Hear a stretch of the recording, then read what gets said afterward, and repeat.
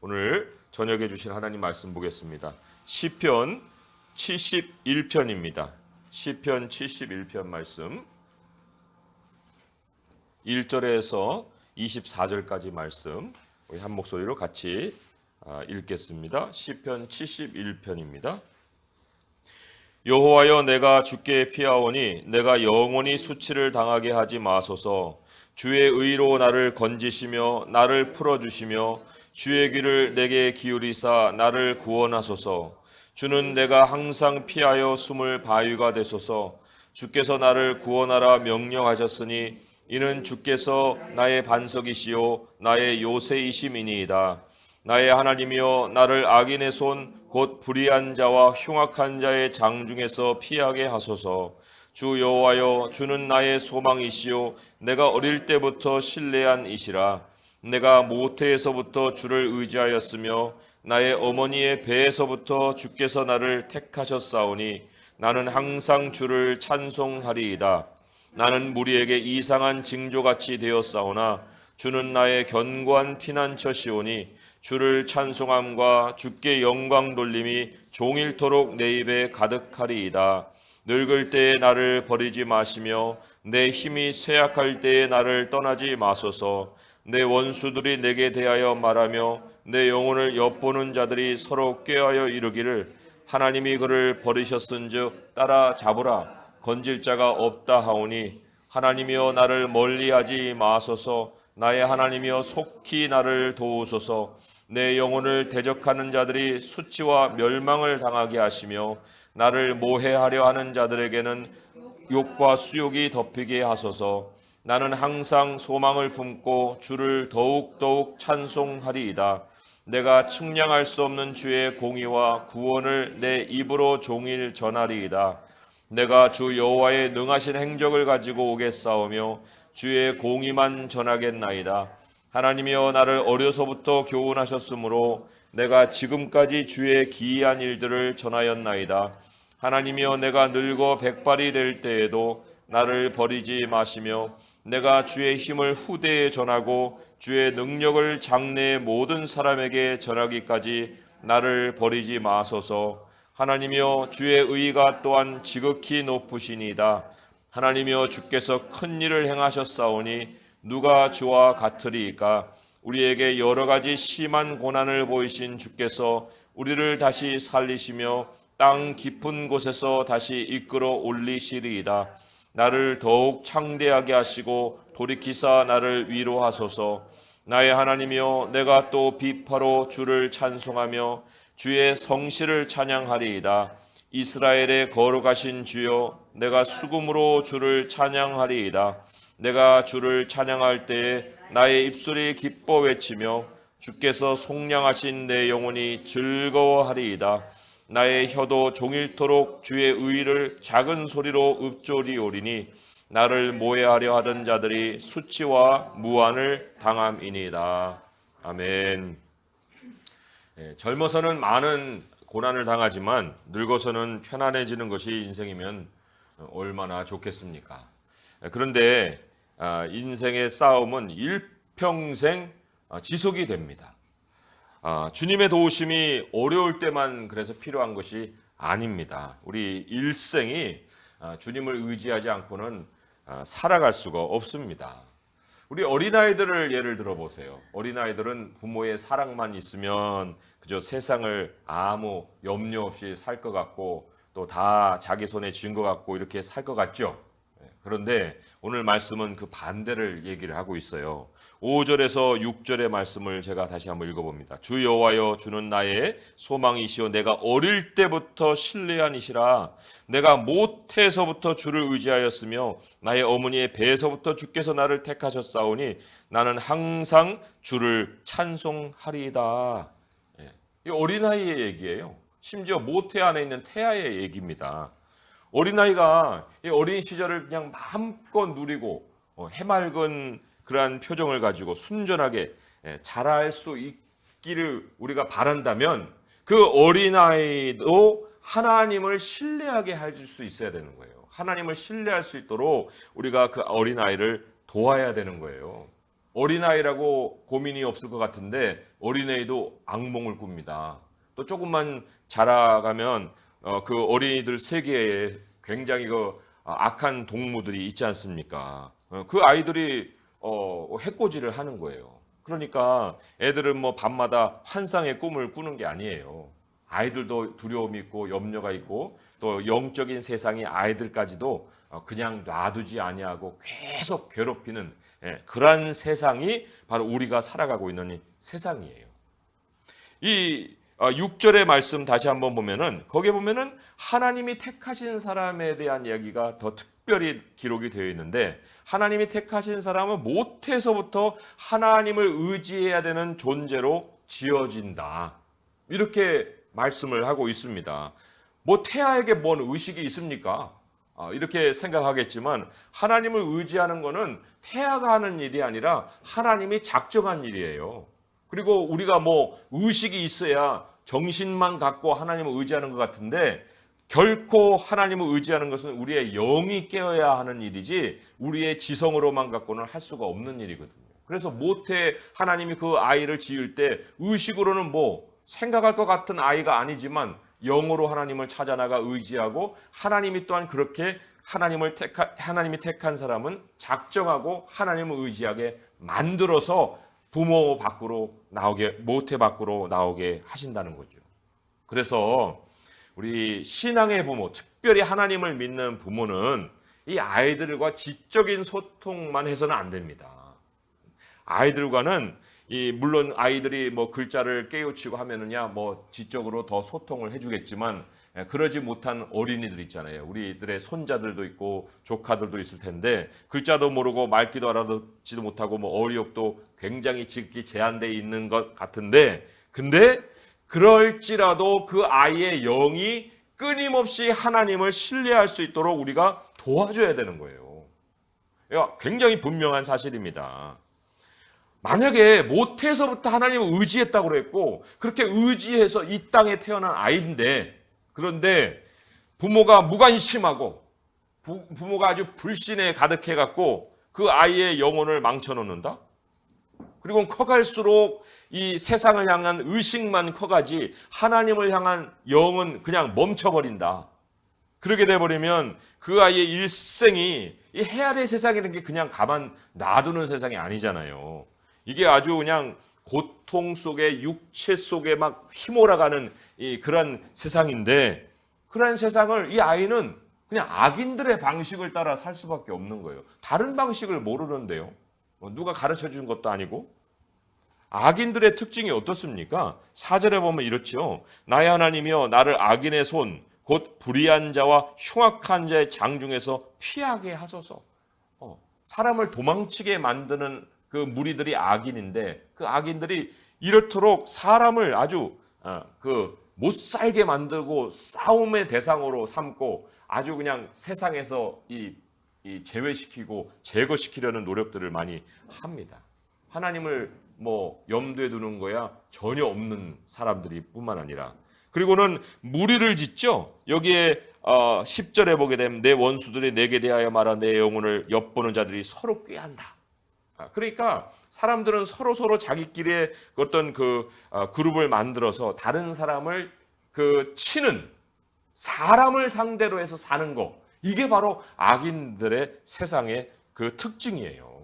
근데 반대로 하나님의 사람은 어떻습니까? 12절 13절의 말씀에 두 구절에 기도가 나오죠. 이런 기도가 있습니다. 하나님이여 나를 멀리하지 마소서. 나의 하나님이여 속히 나를 도우소서. 내 영혼을 대적하는 자들이 수치와 멸망을 당하게 하시며 나를 모해하려는 자들에게는 욕과 수욕이 덮이게 하소서. 이게 뭐 그 사람들을 직접 상대한다는 얘기가 아니잖아요.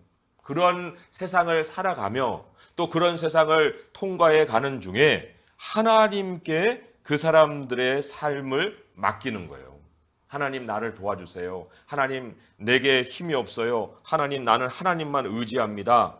하고 하나님을 찾아 나가게 될 때 누가 누구의 결말을 볼 것이냐 하면은 여기에 시편의 결론적으로 우리 의인이 악인의 결말을 보는 것이지 악인이 의인의 실패와 좌절의 결말을 보는 일은 없다. 그런데 이런 일이 한 번, 두 번 하고 이제 끝나면은 이제 됐구나 할 텐데 이게 그렇지가 않아요. 그랬으면 얼마나 좋겠습니까? 그렇다고 하면은 왜 9절의 말씀과 같은 고백이 있겠습니까? 9절에 늙을 때에 나를 버리지 마시며 내 힘이 쇠약할 때에 나를 떠나지 마소서 그랬고 18절의 말씀에 보면 하나님이여 내가 늙어 백발이 될 때에도 나를 버리지 마시며 내가 주의 힘을 후대에 전하고 주의 능력을 장래의 모든 사람에게 전하기까지 나를 버리지 마소서 그랬잖아요. 모태에서부터 늙어서 죽을 때까지가 하나님이 우리를 도와주셔야 되는 일생입니다. 어느 특정 기간만이 하나님이 필요한 때가 아니라는 거예요. 그래서 우리도 지금 아직 살아갈 날들이 있지 않습니까? 그러니까 어린아이만 일생이 앞에 있는 인생이 아니고요. 우리 모두가 아직은 일생이 앞에 있는 인생들인데 그 인생들에게 가장 중요한 것이 있다고 하면 오늘 말씀 중에 17절의 말씀이에요. 17절의 말씀. 우리 함께 읽어보겠습니다. 17절의 말씀 시작. 하나님이여 나를 어려서부터 교훈하셨으므로 내가 지금까지 주의 기이한 일들을 전하였나이다. 교훈, 하나님의 교훈. 하나님의 교훈이 한 사람의 일평생에 늘 곁에서 들리는 소리가 되게 해줘야 됩니다. 우리 스스로도 물론이거니와 더욱이 어린아이들에게는 더욱 그러한 하나님의 교훈이 늘 들리는 소리가 되게 해야 되는 거예요.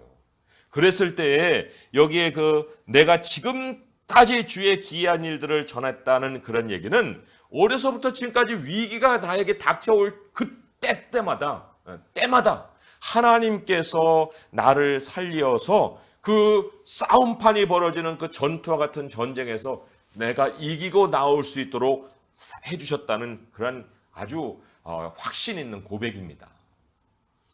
그러면 우리가 여기서 한 가지 더 깊이 하나 던질 질문이 있어요. 그렇다고 하면은 어려서부터 늙기까지 사람이 모태에서 하나님의 품에 안길 때까지 일평생에 정말 단 한 가지 사람에게 가장 중요한 교훈이 있다면 그게 뭘까? 이겁니다. 어린아이들에게도 알려줘야 되고 또 하나님을 중간에 믿어서 나오는 사람에게도 알려줘야 되고 끝까지 늙기까지 우리가 늘 우리 곁에서 들려줘야 되는 그런 들리는 소리가 되는 주님의 교훈이 있는데 그것이 뭐냐 하는 거예요. 그게 오늘 2절의 말씀으로 한번 주목해 보세요. 2절의 말씀에 보게 되면 좀 설명이 필요하지만 거기에 정답이 뭐라고 나오냐면 주의 의라고 나옵니다.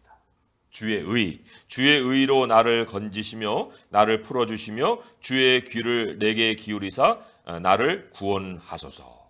이 주의 의가 구원의 근원이고 구원의 기초예요.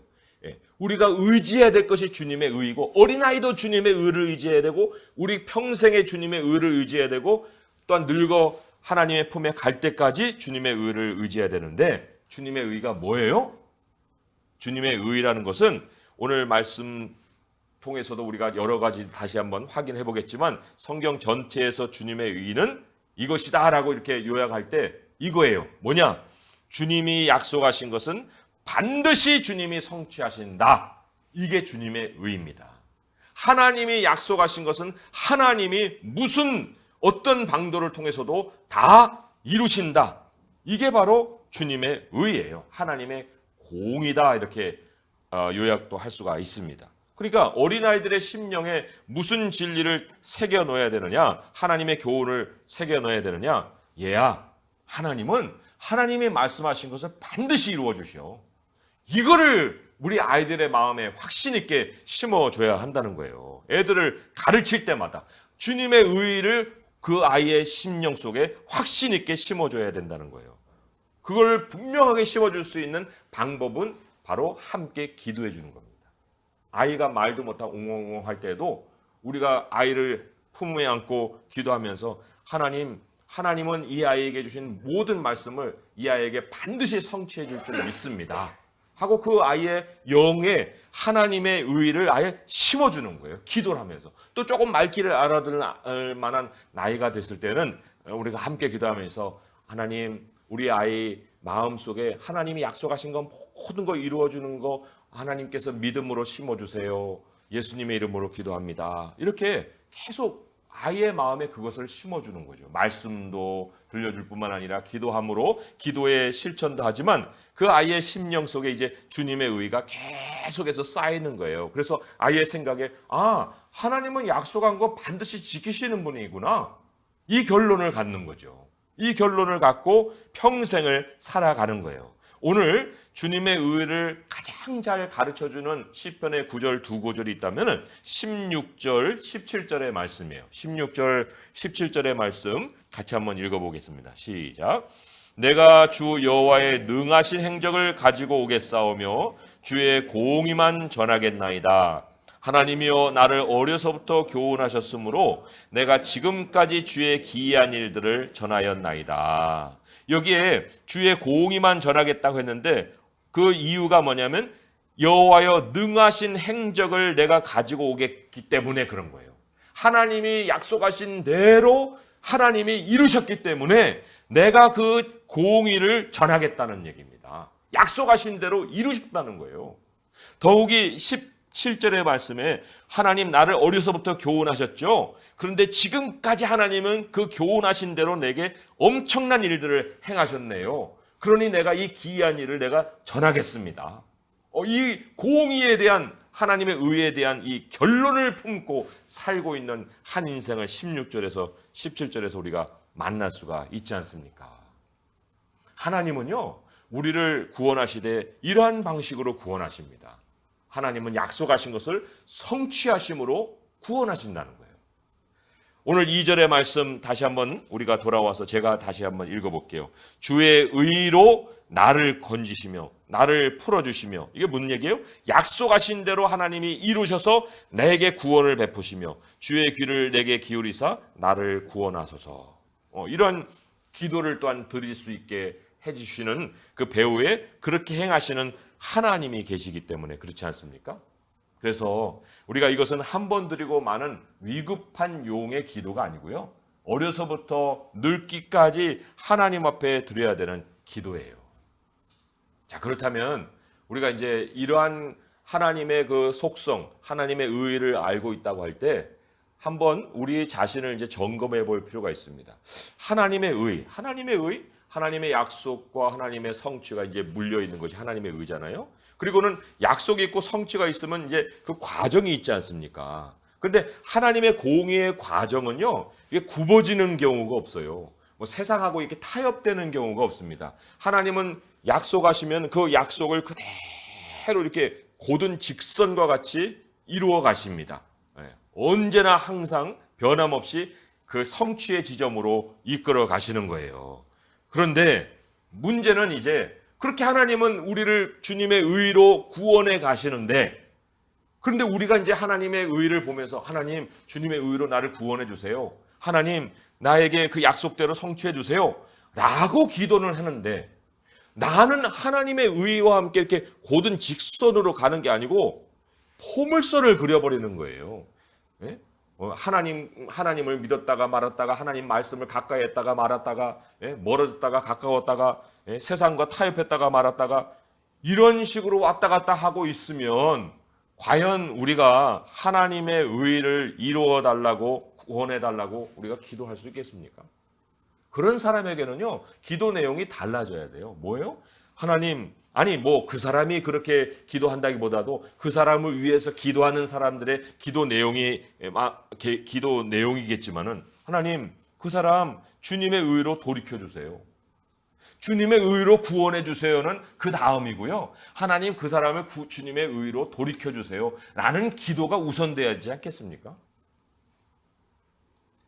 물론 부모가 그렇게 가르치지 않아서 그 아이가 그렇게 어려서부터 그냥 들쑥날쑥하고 그렇게 살아왔을 수도 있어요.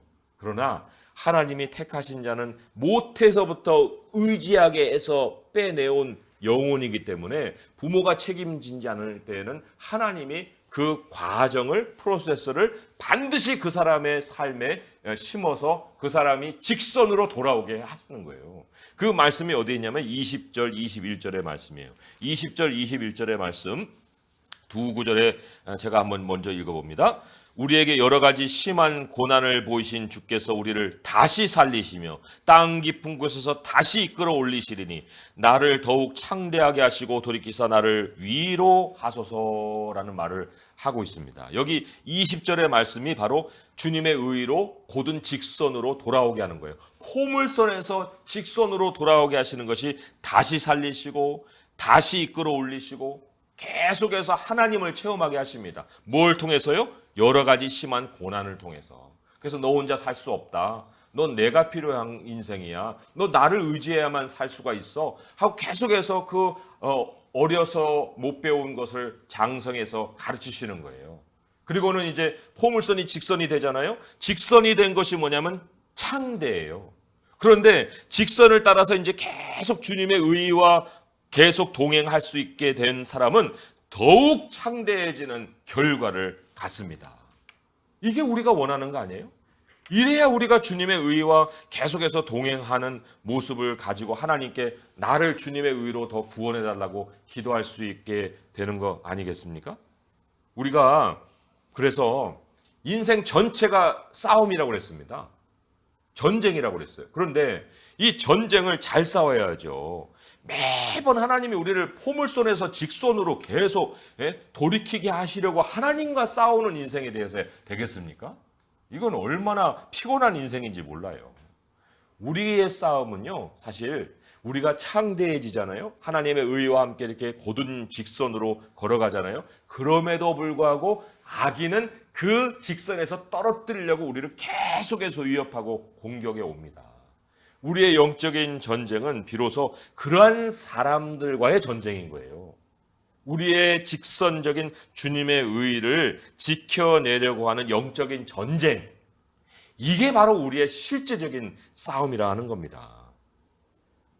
그래서 우리 이 시편에서 내가 지금 과연 인생의 직선을 걷고 있느냐 하는 것을 점검해 볼 수 있도록 세 가지를 우리에게 제시를 하고 있습니다. 항상이라는 단어를 통해서 한번 당신이 인생에 지금 어떤 선을 긋고 살고 있느냐 하는 걸 돌아보게 해준다는 겁니다. 첫 번째로는 3절의 말씀이에요. 3절의 말씀에 이렇게 기록이 되어 있습니다. 함께 읽어봅니다. 시작. 주는 내가 항상 피하여 숨을 바위가 되소서. 주께서 나를 구원하라 명령하셨으니 이는 주께서 나의 반석이시요 나의 요새이심이니이다. 여기 첫 번째 항상이 나옵니다. 여기 항상에 뭐가 항상이냐면 주는 내가 항상 피하여 숨을 바위가 되소서. 내가 곡선에 있느냐 직선에 있느냐의 그 표시는 첫 번째, 나는 항상 주님께 피하느냐, 항상 주님께 피하느냐는 거예요. 이 주님을 우리가 주님께 항상 피할 수 있다는 것은 아주 주님에 대한 지식이 확고부동한 겁니다. 주님은 나의 반석입니다. 주님은 나의 요새입니다. 주님은 나의 소망입니다. 이렇게 하나님을 우리가 알고 있어야 주님께 항상 피할 수가 있지 않습니까? 근데 이 모든 것은 하나님의 약속이 주는 결론이에요. 약속을 다 모아보면 하나님은 나의 반석이야. 하나님은 나의 요새이시지. 하나님은 나의 피난처시야. 하나님은 나의 소망이시지. 이런 결론을 얻을 수밖에 없잖아요. 또 예를 들어서 이사야 26장 20절 같은 경우는 이렇게 하나님 명령하시거든요. 내 백성아 갈지어다 내 밀실에 들어가서 문을 닫고 분노가 지나기까지 잠깐 숨을지어다. 하나님 명령도 하십니다. 그래서 그 명령을 따라서 내가 하나님께 피합니다. 그런데 하나님의 약속에 따라서 하나님께 피하잖아요. 그러면 하나님은 그러한 우리의 모습을 보시고 무엇을 또한 명령하십니까? 3절 우리가 읽은 중간쯤에 주께서 나를 구원하라 명령하셨으니 라는 하나님의 명령이 떨어집니다. 하나님과 우리가 상호 역사를 하는 거예요. 내가 주님을 항상 피하면 하나님은 내게 구원을 명령하시는 일을 항상 이루어 주신다 하는 거죠. 나도 주님께 항상 피할 준비가 되어 있어야 되지만 하나님도 우리를 구원하실 그러한 모습으로 항상 준비되어 계신다는 겁니다. 그래서 첫 번째, 나는 항상 어떤 일이 생길지라도 하나님께 피하느냐. 그게 100%인 사람은 직선을 가고 있습니다. 100%인 아닌 사람은 뭔가 지금 포물선 속에 있는 거예요.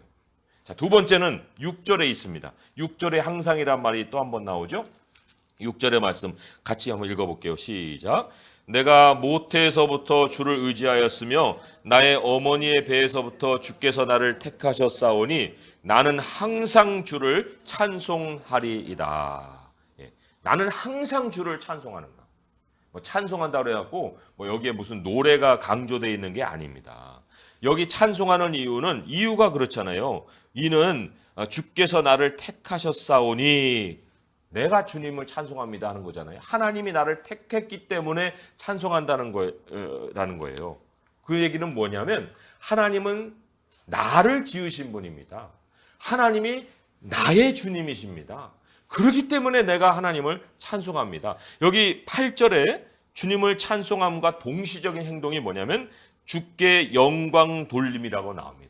이 찬송이라는 게 하나님께 영광을 돌린다는 것과 똑같은 말이에요. 그래서 내가 항상 주님을 찬송한다는 뜻은 이런 다른 뜻이 아니라 한순간도 다른 것에 영광을 돌리지 않습니다. 다른 것이 나를 책임질 수 없습니다. 다른 것이 나를 만들지 않았는데요. 하나님이 나를 만들었습니다. 그런데 내가 어떻게 다른 것에 시선을 둘 수 있습니까? 하나님, 나는 하나님만 믿습니다. 다른 어떤 사람도 어떤 일도 심지어 내 자신까지도 내게는 영광을 돌리지 않습니다. 나는 하나님께만 영광을 돌립니다. 하는 것이 나는 항상 찬송하리오이다 한 고백의 내용입니다. 만약에 나를 드러내는 것이 조금이라도 하나님 떠나서 있는 거면 내가 뭔가를 조금 했는데 그것으로 인해서 내가 좀 뭔가 이렇게 다른 사람들에게 인정을 받는 것 같아서 으쓱해지는 거면 이건 다시 포물선을 긋고 있는 거예요. 직선인 사람은 무조건 모든 것의 근원이 하나님이신 것을 고백하는 사람입니다. 마지막으로 세 번째 14절에 항상이 또 한 번 나와요. 14절의 말씀 또한 읽어봅니다. 시작. 나는 항상 소망을 품고 주를 더욱 찬송하리이다. 예, 나는 항상 소망을 품고 있는가 한 것인데 어떤 소망이냐면 하나님께 더욱 찬송하겠다는 소망이에요. 아까 영광이라고 했죠. 하나님께 더욱 영광을 돌리겠다는 소망을 품는 겁니다. 내 일평생이 하나님 빛나는 생애가 되기를 원하는 거, 그게 바로 소망을 항상 품고 사는 거예요. 하나님이 더 내 인생에서 드러나기를 바라는데 어떻게 하면 그렇게 될 수 있지? 하나님이 어찌 이런 사람에게 하나님의 의를 이루지 않겠습니까? 어떻게 하나님의 약속이 이 사람을 통해서 이루어지는 걸 하나님이 미루시겠어요? 아마 어떤 다른 계획을 가졌을지라도 이런 사람에게 당겨서 하나님의 약속을 그 사람에게 성취시켜 주시지 않으시겠습니까? 정말 우리가 이 세 가지를 늘 우리 안에서 점검할 필요가 있습니다. 나는 항상 주님께 피하는가? 나는 항상 주님께 이 영광을 돌리는가? 아니, 영광을 한 번 돌리는 것 정도가 아니고 나는 더욱 하나님께 영광 돌리는 것이 내 평생의 소망인가? 이것은요, 하나님의 약속이 성취된 것을 체험한 모든 사람들이 한 목소리로 이 고백하는 내용입니다. 우리 주님의 의는요, 정말 우리 그리스도인들의 실제적인 체험입니다. 그리고 우리 그리스도인만이 은밀히 아는 인생 승리의 비결입니다. 이 주님의 의를 우리가 어렸을 때 아이들에게 심어줘야 되는 것이고 우리의 평생에 품고 살아가야 되는 것 아니겠어요? 23절, 24절 이제 결론적으로 두 구절을 마치고 우리 읽고 말씀을 맺도록 하겠습니다. 23절, 24절 한번 읽어보겠습니다. 시작. 내가 주를 찬양할 때 나의 입술이 기뻐 외치며 주께서 속량하신 내 영혼이 즐거워하리이다. 나의 혀도 종일토록 주의 의를 작은 소리로 읊조리오리니 나를 모해하려 하던 자들이 수치와 무한을 당함이니이다 했어요. 여기에 특별히 24절에 보게 되면 내 혀가 종일토록 주의 의를 작은 소리로 읊조린다 했는데 이게 무슨 얘기예요? 주님의 의가 혀에서 맴도는 거예요. 하나님은 약속대로 성취해 주셨어. 하나님이 약속대로 성취하시는 분이야. 하나님 말씀하신 대로 반드시 이루어 주시는구나 하고 계속 내 입에서 이렇게 맴도는 거예요. 우리 어린아이들이 뭐 대단한 고백을 하겠습니까? 근데 우리 어린아이들이 야, 너 하나님 누구신지 아니? 하나님요? 하나님은 약속하신 대로 이루시는 분이시죠. 그렇게 입에서 나오면 그 아이는 주님의 의와 동행하는 아이예요. 확실하게 부모가 그 아이에게 하나님을 가르친 아이입니다. 우리 인생의 이 생존의 링에서 정말 마지막 승자는 하나님의 백성이라 했듯이 여기 24절에 이렇게 혀로 주님의 의를 읊조리는 그 사람이 나를 모해하려던 사람들의 수치와 무한을 당한 것을 보잖아요. 봅니다.